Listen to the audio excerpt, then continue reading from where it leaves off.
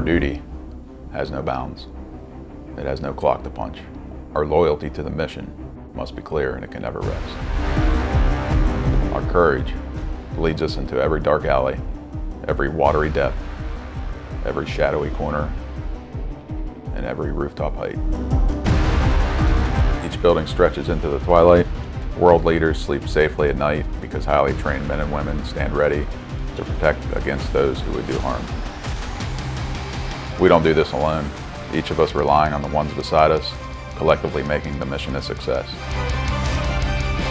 Protection never sleeps. It remains ever watchful, waiting, ready to respond.